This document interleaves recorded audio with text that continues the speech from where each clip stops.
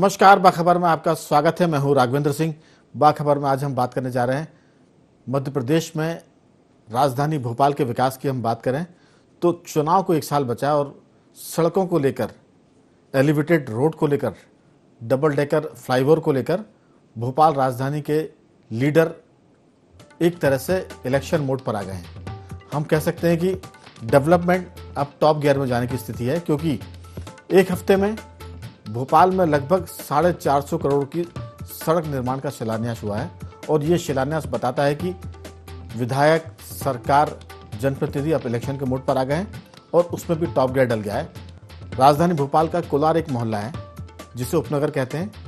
वहाँ सुबह और शाम ऐसा मौका होता था कि पूरी लाइन चौक हो जाती थी और सड़क में हज़ारों की तादाद में वाहन फंस जाते थे। 6 लेन रोड हो रहा है, 225 या 233 करोड़ रुपए उसमें खर्च होने वाले हैं। 6 लेन बनेगी, करीब 15 किलोमीटर का वो इलाका है। इसके साथ भोपाल इंदौर का प्रवेश मार्ग, जो पहले बैरागढ़ के नाम से जाना जाता था, बाद में वो संत हृदयराम नगर हुआ, वहाँ पर फ्लाईओवर तो बन गया था, लेकिन अब उसके साथ साथ मेट्रो जो लाइन निकल रही है, वहीं इसको डबल डेकर फ्लाईओवर का दर्जा मिल रहा है और इसके लिए 3 किलोमीटर का इलाका तय हुआ है।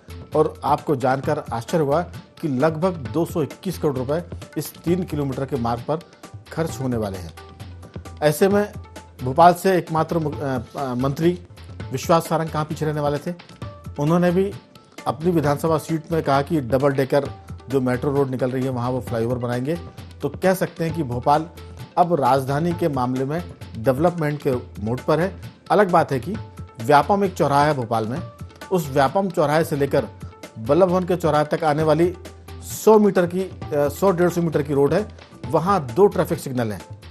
इस 2 ट्रैफिक सिग्नल का कभी भी टाइम सिंक्रोनाइज नहीं हो पाया है। कह सकते हैं कि अगर नीचे व्यापम चौराहे से रेड सिग्नल खत्म होता है, ग्रीन सिग्नल होता है, तो ऊपर आने के बाद 100 मीटर चलने के बाद आपको फिर रेड सिग्नल पर खड़ा होना पड़ता। तो ये व्यवस्था है, इस पर विस्तार से बात करेंगे। विकास की बयार कह सकते हैं कि टॉप गियर में। चर्चा के लिए हमारे साथ मौजूद हैं 3 विशेष मेहमान। भोपाल से ताल्लुक़ रखने वाले कमल राठी जी, भोपाल के शहर की चिंता करने के साथ साथ पेड़ पौधों की फिक्र करने वाले उमाशंकर तिवारी जी, और हमारे युवा पत्रकार साथी आशीष दुबे जी। आप सभी का बहुत बहुत स्वागत है। राठी जी, मामला विकास का भी है, चुनाव का भी है और भोपाली शहरी जो है उनकी राहत का भी है। अगर 1 साल के भीतर, 1.5 साल के भीतर, 2 साल में अगर ये रोड बन जाती है तो कह सकते हैं कि भोपाल के जो लोग हैं सुबह शाम जाम में जो फंसते थे उनकी तो बल्ले बल्ले हो जाएगी। लेकिन इसके साथ साथ जो मैंने कहा कि ट्रैफिक सिग्नल बंद पड़े हुए, स्ट्रीट लाइट बंद पड़ी हुई है भोपाल की, जो बिल जमा नहीं हुआ था नगर निगम का उसके चलते राजधानी की सड़कें अंधेरे में गुजर रही है, बदमाश सक्रिय हैं, पुलिस की जिम्मेदारी बढ़ गई है।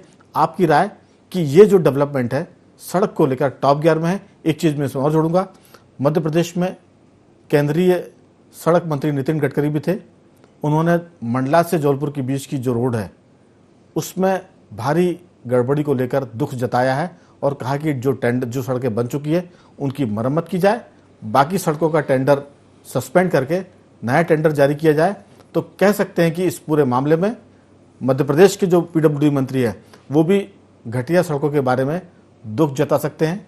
गडकरी जी लाइन दे गए हैं कि आप चाहें तो रोड जो आगे बनने वाली उसको सस्पेंड कर दें, नया एक तरह से विज्ञापन जारी करें, नया ठेका दें। तो ये सारे मामले हैं, आपकी राय?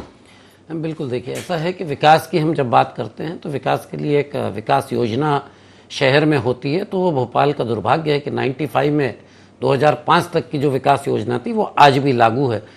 परिवर्तन उसमें बहुत से हुए, लेकिन जो परिवर्तन अति आवश्यक और भी हैं वो उसमें अभी शामिल नहीं हो पाए। उसी के चलते 2031 का एक प्रपोज्ड प्लान बीच में कुछ समय के लिए जो कांग्रेस सरकार आई थी वो लेके आई थी, लेकिन वो भी इतना अव्यवस्थित था कि शहर और उसका भंटाढार हो जाता। तो भाजपा सरकार ने अभी उसे रोक रखा है।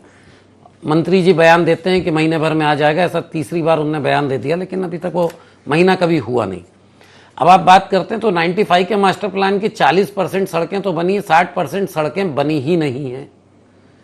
तो पहले तो उन सड़कों की आवश्यकता थी। ये फ्लाईओवर का जो एक नया क्रेज चला है ये फ्लाईओवर जो कॉन्सेप्ट है, बेसिकली देखिए, पहले रोड बनती है, रोड पे ट्रैफिक बढ़ता है, चौराहा बनता है, चौराहा ट्रैफिक बढ़ता है तो सर्किल बनता है, सर्किल ट्रैफिक बढ़ता है तो लाइटें लगती हैं, जब लाइटें लग जाती हैं उसके बाद फ्लाईओवर की बात आती है। तो शहर में कुछ जगह आवश्यकता है और कुछ जगह आवश्यकता नहीं है, लेकिन इसके लिए प्रॉपर प्लानिंग, डिजाइन में, मैं टेंडर की बात नहीं करता हूं, मैं ठेके की बात नहीं करता हूं। 1 रुपए की चीज 5 रुपए में ठेका दे रहे हो, मुझे उससे कोई ऐतराज नहीं है, वो अलग ढंग के अलग फील्ड का है, पब्लिक मनी है, वो मंत्री जी को और मुख्यमंत्री जी को सोचना चाहिए। लेकिन यहाँ तो डिजाइन में ही बहुत सारी दिक्कतें हैं। जो भोपाल में 2-3 फ्लाईओवर बने हैं उनके डिजाइन दुनिया के सामने है, पब्लिक के सामने है, सारी डिजाइन में गड़बड़ी दिखती है। तो सबसे पहले मेरा ये कहना है कि अगर आपको वाकई में कुछ फ्लाईओवर्स बनाने हैं तो भोपाल में 2 बड़े संस्थान भारत के लेवल के, SPA भोपाल, MANIT, 2 संस्थान हैं जिनके पास पूरा इंफ्रास्ट्रक्चर, बच्चे हैं, स्टूडेंट्स हैं और इस सब्जेक्ट के मास्टर लोग हैं।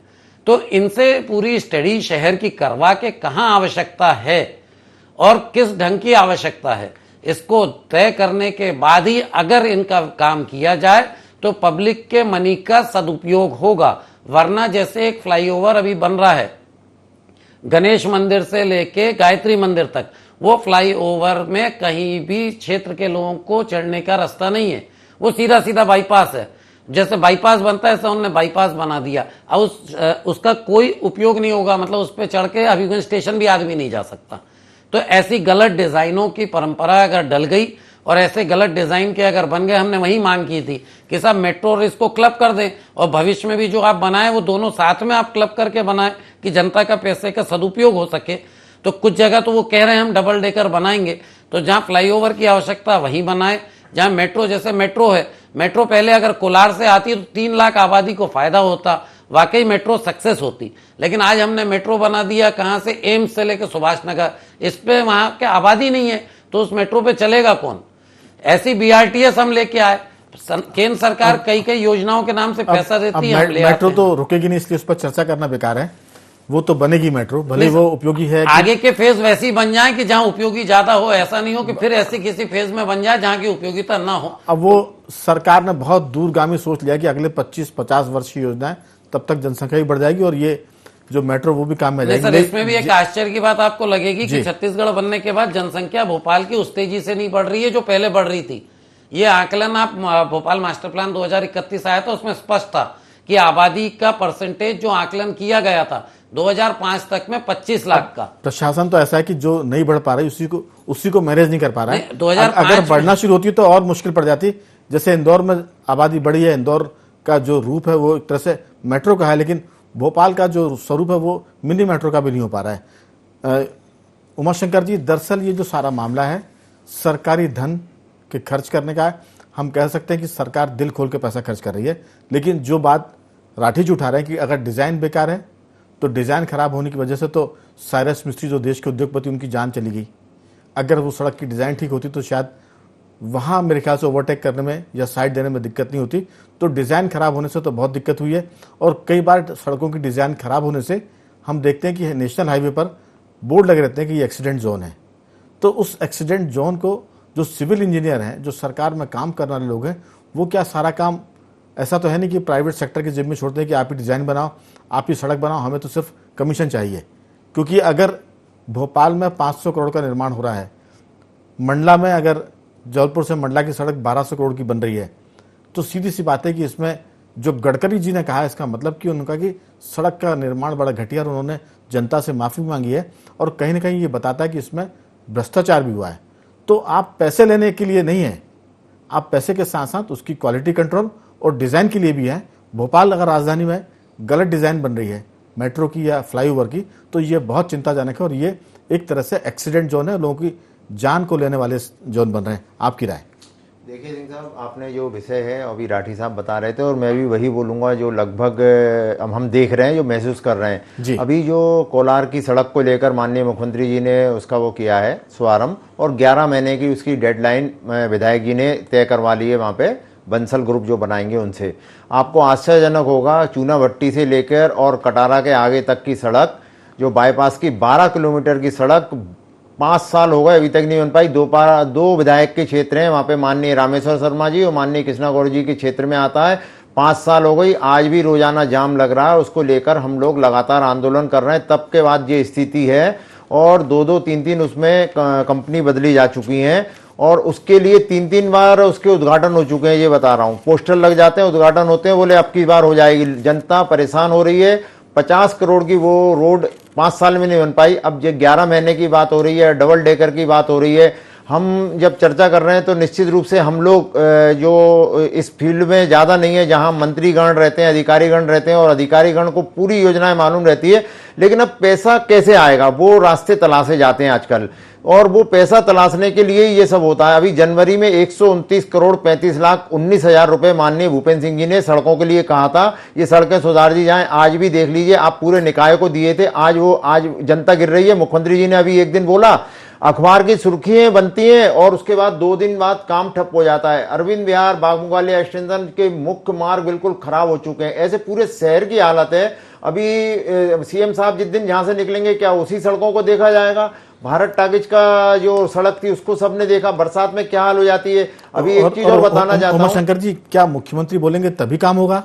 तभी मेरे को ऐसे ही लग रहा है, अधिकारी सुनने नहीं चाहते। और एक चीज बहुत अच्छी मैं कहना चाहूंगा और बहुत बेबाक तरीके से बोलना चाहूंगा, इस समय अधिकारियों में हमारे मंत्रीगण का, मुख्यमंत्रीगण का कोई डर नहीं है और ये डर ना होना ही हमारे विकास कार्यों को रोक रहा है और सही कामों को रोक रहा है। और कहीं ना कहीं राजनेताओं में ही जो पार्टी के, उनमें भी अपने आप में वो है, तो जनता को विकास के लिए परेशान होना पड़ रहा है। जो डिजाइन की बात की गई है, डिजाइन वास्तव में खराब है। गडकरी जी ने जो बोला बहुत बेबाक बोला। गडकरी जी ने 1 बार 2 बार जो भी बयान आए कि अगर ठेकेदार ने सही नहीं बनाया तो मैं बुलडोजर के नीचे दबा दूंगा, मेरे पास सारी जानकारी है वो रखी है। एक बार ये बोला था, जो ठेकेदार नहीं करेगा तो उसी गड्ढे में गाड़ दूंगा। आज उन्होंने जो 400 करोड़ रुपए के लिए दुख व्यक्त किया और उन्होंने कहा मैं माफी मांगता हूं, और माननीय मुख्यमंत्री जी भी उस समय मंच पे थे।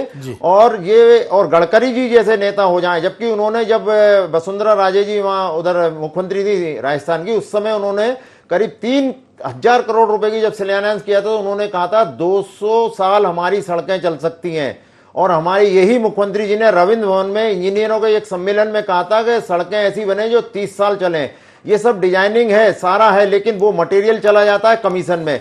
इस कमीशन की जब जांच हो तो हमारी सरकार को कर्जा लेने की जरूरत नहीं, जो सरकार लगातार कर्जा ले रही है। और जब ये कर्जा लेके सरकार पूरे प्रदेश की जनता के हितों के लिए बात करती है, लेकिन जब ये अधिकारी पकड़े जाते हैं तो अब इनके यहाँ देखिए कितनी मशीनों से गिनने की जरूरत पड़ती है। तो ये इसमें भ्रष्टाचार बहुत छुपा है। 415 करोड़ का बीआरटीएस आज बेकार हो चुका है। मैं बता रहा हूं, अभी भी भोपाल में फ्लाईओवर की भी जरूरत नहीं थी। आप देख लीजिए, बोर्ड ऑफिस से लेकर और मेजर नानके तक कभी भी ट्रैफिक जाम नहीं मिलेगा आपको। वो लाइटों के वजह से तो भी होता है, बीच में एक डिवाइडर होता। बीआरटीएस आज भी मुश्किल कर रहा है। जब ये अपने भूपेंद्र सिंह जी ने अभी उद्घाटन करा जो हमारे रेलवे के अंडरब्रिज का, तो उन्होंने बोला था फ्लाईओवर हटा देंगे। लौटेंगे जो बीआरटीएस उस पर अलग से भी बात करेंगे, क्योंकि कई बार सरकार ने कहा कि बीआरटीएस शाम के समय जब पीक आवर्स होते हैं तब उसको आम जनता के लिए खोलने की बात भी की, लेकिन वो अभी लागू नहीं हो पा रहा है। आशीष जी, दरअसल घटिया सड़कों की वजह से पहाड़ भी खत्म हो रहे हैं, क्योंकि सड़क बनती है, पहाड़ को खोदकर गिट्टी निकाली जाती है और फिर उससे सड़क बनती है। तो सड़क में आप कमीशन खा रहे हैं वो अलग बात है, लेकिन पहाड़ भी खत्म हो रहा है। अगर पहाड़ नहीं बचेंगे तो फिर पर्यावरण की भी दिक्कत हो जाएगी, क्योंकि कई बार पहाड़ों पर पेड़ होते हैं, पेड़ की वजह से बारिश होती है और ये बहुत सारी चीज़ें जो संतुलन रखती है। लेकिन सीधी बात है, मास्टर प्लान लेबर रूम में बरसों से, बच्चे तो 9 महीने में हो जाते हैं, लेकिन ये मास्टर प्लान 25 साल से नहीं हो पा रहा है। तो ये एक अलग मुद्दा। लेकिन सड़कों को लेकर जो हमारे जनप्रतिनिधि, एमएलए, मंत्री टॉप गियर में आ गए हैं, इसके पीछे 11 महीने का टारगेट फिक्स हुआ है।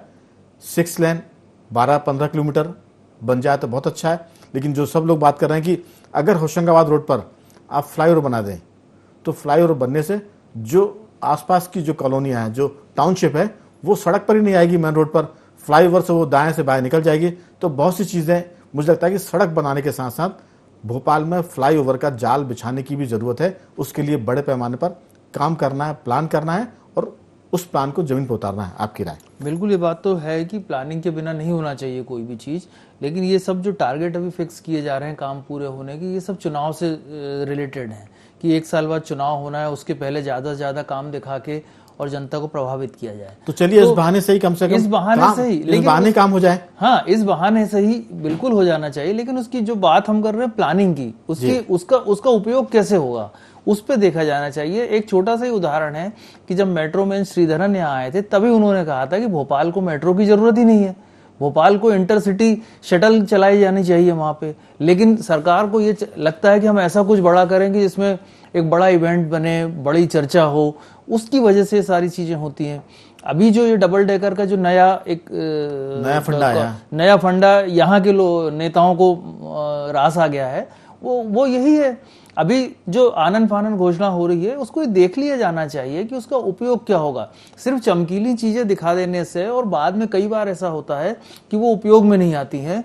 ये जो पहला जो ओवरब्रिज और फ्लाईओवर जिसको कहते हैं बना हुआ है, बेसिकली तो वो ओवरब्रिज ही है, उसको जो बना दिया गया है, तो सबसे बड़ा एक तो उसका डिजाइन खराब है, उसको ऐसे अधिकारी के सुपरविजन में बनाया गया जो निर्माण विभाग से संबंधित नहीं था। तो ये सब चीजें, ये जो चीजें होती बाद में, ये एक तो जनता का पैसा भी खराब होता है और जो असुविधा होती है, ये जो उसकी डेडलाइन थी उसे कई साल बाद तो बन पाया, उसके बाद उसके डिजाइन को लेकर सवाल उठ गए। और अभी भी जो फ्लाईओवर जहां बनाए जाने चाहिए थे वो बने नहीं। जैसे रोशनपुरा से एक प्रस्तावित था पॉलिटेक्निक के आगे तक, वो बन ही नहीं पाया। पिछले 15 सालों से बातें चल रही हैं। अब ये जो हबीबगंज के पास से नया जो एलिवेटेड रोड बनाया जा रहा है, उसी को डबल डेकर बना देते। अब उस अच्छी भली सड़क पे 3 पुलों का जाल बिछ गया। तो ये प्लानिंग कुछ ठीक नहीं है। जहां तक पर्यावरण की बात है, ये जल्दबाजी में हो रहा है। पर्यावरण को बचाने की जो बात है, तो स्मार्ट सिटीज का नमूना है जिसमें हजारों पेड़ काट दिए गए, पुराने मकानों को जमींदोज किया गया। तो अगर प्लानिंग से कर दिया जाए, मैं पहले भी एक बार यहाँ पर बात हुई थी कि शहर को उसके नेचर के हिसाब से डेवलप किया जाना चाहिए। जरूरी नहीं कि हर जगह हर शहर को बहुमंजिला इमारतों से और चकाचौंध से किया जाए। शहर का नेचर क्या है उसको उस तरह से डेवलप किया जाना चाहिए। रेलवे स्टेशन में तो ये इसको माना गया, लागू किया गया कि जैसा शहर है वैसा रेलवे स्टेशन का डिजाइन होगा, वैसे एयरपोर्ट के डिजाइन होंगे। लेकिन आपने सही कहा कि शहर का जो तासीर है उसके हिसाब से डेवलप किया जाना चाहिए। ऐसा नहीं कि फ्लाईओवर बेवजह। अब नई टर्म आ गई है double decker road, elevated road, ये सब बजट बढ़ाने के काम है। और इसमें बजट बढ़ेगा, कमीशन खोरी होगी, जल्दबाजी में घटिया निर्माण होगा, और घटिया निर्माण नहीं भी होगा तो अगर ये हो जाता है तो सरकार को बधाई। और इस पूरे बहाने पर हम इसलिए भी कह रहे हैं कि जब रामेश्वर शर्मा विधायक के 2 क्षेत्र में सड़क बनने की बात हुई तो फिर मैंने चर्चा में कहा था कि विश्वास सारंग कहाँ पीछे रहने वाले थे। उन्होंने भी कह दिया कि उनके विधानसभा क्षेत्र नरेला में 5 फ्लाईओवर बनाने का प्लान है, 2 बनकर तैयार हो चुके हैं। उनका कहना है करौंद को उपनगर बनाएंगे और करौंद में स्मार्ट रोड भी बनेगी और वहां एक फ्लाईओवर भी बनेगा। तो ये प्रतिस्पर्धा बहुत अच्छी है, लेकिन काम समय सीमा के भीतर हो, क्वालिटी वर्क हो, और उसमें जो गुणवत्ता है, जो डिजाइन है, वो बहुत ही उच्च दर्जे की हो, बहुत ही आला दर्जे की, और उपयोगिता सबसे महत्वपूर्ण, उसका पैमाना हो।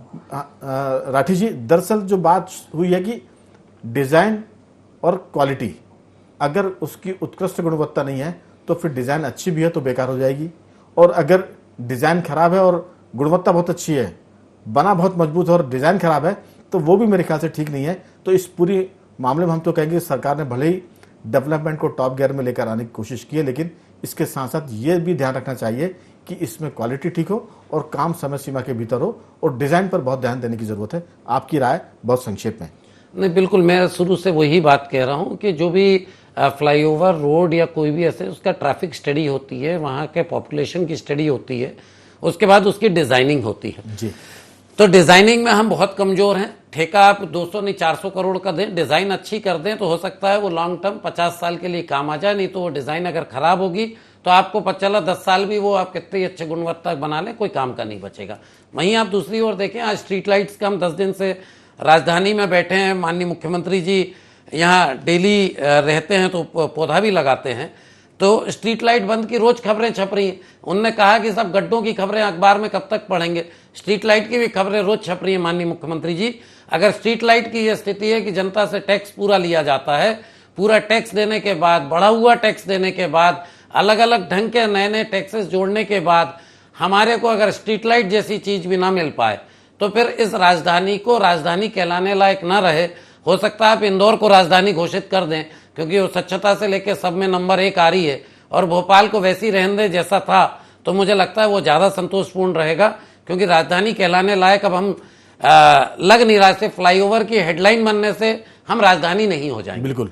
उमाशंकर जी, दरअसल सारी बात क्वालिटी, डिज़ाइन और समय सीमा के भीतर करने की है। आप कितना महंगा ठेका दे, इससे कोई दिक्कत नहीं है, लेकिन सिफारिशी इंजीनियरों से अगर आप डिज़ाइन बनवाएंगे या बच्चों जैसे लोगों से डिज़ाइन बनवाएंगे तो फिर ये सबका नुकसान है। जनता के पैसे का भी है, सरकार की छवि का भी है और सुविधा का भी है। आपकी राय बहुत संक्षेप में।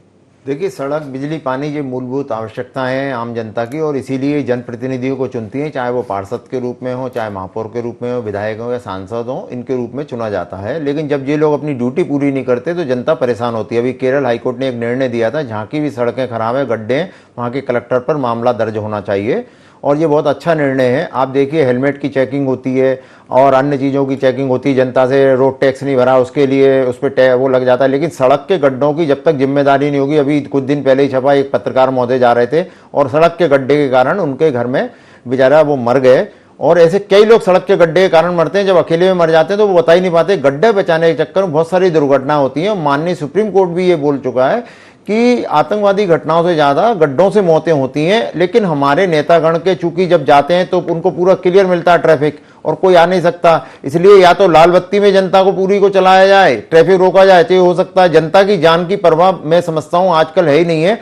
और जैसा कि अभी स्ट्रीट लाइट को है, आज ही मैंने माननीय मानव अधिकार आयोग के अध्यक्ष महोदय को, मुख्यमंत्री जी को और सीएम साहब को, जो सीएस महोदय को, सबको मैंने मेल भी किए हैं और उसमें पूरा बताया है कि जनता टैक्स दे रही है, उसे क्या मतलब 20 करोड़ रुपए नहीं दे पा रहे ये लोग, और 20 करोड़ रुपए नहीं दे पा रहे, 24 करोड़ सॉरी, 2 करोड़ रुपए जमा करें तो लाइट, जनता की स्ट्रीट लाइट नहीं काटी जाए, उनके जो नगर निगम के कार्यालय, मुख्यालय, उनकी लाइट काटी जाए। अधिकारी को कोई फर्क ही नहीं पड़ रहा, आम जनता परेशान हो रही है। तो ये हमने लिखा है। इसमें एक चीज और जोड़ने की जरूरत है, उनके साथ साथ जो अधिकारी जिम्मेदार है उनके घर की लाइट काटी जाए। बहुत अच्छी बात है इसमें। ये अगर जिम्मेदारों के घर की लाइट कट जाएगी और उनके ऑफिस की लाइट कटेगी तो ज्यादा बेहतर है, बजाय उस स्ट्रीट लाइट की लाइट काटना। आशीष जी, दरअसल राजधानी में जो सुविधाएं होनी चाहिए, क्या सुविधाएं उसका अनुरूप है? क्योंकि उसका लेवल बड़ा नीचे है। बिजली, सड़क और सफाई पर ही हम लोग फोकस कर रहे हैं, जो बहुत ही बेसिक चीजें होती है। और राजधानी बनने के बाद तो ये मुझे लगता है कि बनने के साथ ही 10, 15, 20 सालों में ये चीजें सिर्फ राजधानी को उभरना था, सड़क, बिजली और सफाई से। लेकिन हम 70 साल के बाद भी, आज़ादी के 70 साल बाद और राजधानी बनने के 57 में राजधानी बनी, उसके बाद से अब तक इसी पर उलझे हुए हैं कि स्मार्ट सिटी तो एक तरफ है, सफाई, सड़क और बिजली यहीं पर फोकस कर रहे हैं। राजधानी का मतलब ही क्या है, आपकी राय? देखिए, सही बात है। वैसे शहर अपनी ज़रूरतों के आधार पर अपना आकार प्रकार तय करते हैं, उसी तरह से काम होता है। राजधानी की जैसे जैसे आबादी बढ़ी है, उसकी ज़रूरतें भी बढ़ी हैं। लेकिन सबसे पहले ज़रूरतें, जो बेसिक चीज़ें हैं, जो अधोसंरचनाएं अभी हैं, उन्हीं की व्यवस्था ठीक से नहीं की गई है। अतिक्रमण और सारी चीज़ों में फंस के सारी जो इंफ्रास्ट्रक्चर वो खराब हो गया है। अब एक नया इंफ्रास्ट्रक्चर खड़ा करने की कोशिश की जा रही है, जिसको बड़ा मॉडर्न और हाईटेक बताया जा रहा है। तो सवाल है कि जब ये बन जाएगा तो पुरानी का क्या होगा? तो ये इस तरह की संरचनाएं बनाई जानी चाहिए जिससे लॉन्ग टर्म में पूरा हमेशा उसका यूज हो। ये नहीं कि 50 साल बाद उसका यूज होगा। अभी उसका यूज क्या है, उसमें एक्सपर्ट बिठाए जाने चाहिए। और इस तरह आनन फानन निर्णय लेने की 50 साल का तो मैंने इसलिए कहा था कि अभी ना तो 50 साल बाद काम आएगी। लेकिन सबसे खास बात है कि जी, विकास के लिए बेसिक तो होता है कि आपका कंसेप्ट क्या है, बिल्कुल, आपकी प्लानिंग क्या है। बिल्कुल, मास्टर प्लानिंग आपके पास नहीं है तो फिर डेवलपमेंट कैसे होगा? सही। फिर तो बेतरतीब होगा। जिसकी जहां मर्जी होगी वो डेवलप करेगा, अवैध कॉलोनी बनाएगा, उसके बाद सरकार उनको वैध कॉलोनी घोषित कर देगी। अभी ये हो ही रहा है बिना मास्टर प्लान के। बहुत बेतरतीब, जो मैंने बताया वो बेतरतीब, ये इसी वजह से सारी दुर्गतियां हुई हैं। तो मेरा मतलब है संरचनाएं बनाई ये जाएं, लेकिन कोई भी शहर अपनी भौतिक, आर्थिक और सामाजिक संरचना पे चलता है, सियासी उच्छ्वास से नहीं चलता। बिल्कुल। तो कुल मिलाकर हम कह सकते हैं कि मध्य प्रदेश में 1 साल बाद चुनाव है, लेकिन राजधानी भोपाल के जनप्रतिनिधि, चाहे वो मंत्री विश्वास सारंग हो या विधायक रामेश्वर शर्मा हो, भोपाल से लेकर हम जबलपुर मंडला की बात भी करें तो सड़कों को लेकर हम कह सकते हैं कि उफान आया हुआ है। एक तरह से सड़कों का निर्माण टॉप गियर में है, लेकिन इसके साथ साथ इस बात की भी जरूरत है कि सड़क का निर्माण उच्च गुणवत्ता क्वालिटी का हो, उसके साथ साथ समय सीमा के भीतर हो और उसकी डिजाइन बहुत बेहतर हो। अगर ये सब होगा तो फिर पैसे का सदुपयोग होगा और फिर किसी गडकरी जी को माफी नहीं मांगनी पड़ेगी, टेंडर सस्पेंड नहीं करना पड़ेगा और नए सिरे से टेंडर की बात नहीं होगी। तो बाखबर में आज सिर्फ इतना ही। मैं तीनों मेहमानों का धन्यवाद करूंगा। चर्चा समाप्त करने के पहले राठी जी, आपका साधुवाद। उमाशंकर जी आपका भी, आशीष जी आपका भी। बाखबर के इस अंक में इतना ही। कल किसी और मुद्दे पर बात करेंगे, तब तक बने रहिए हमारे साथ और देखते रहिए IND24।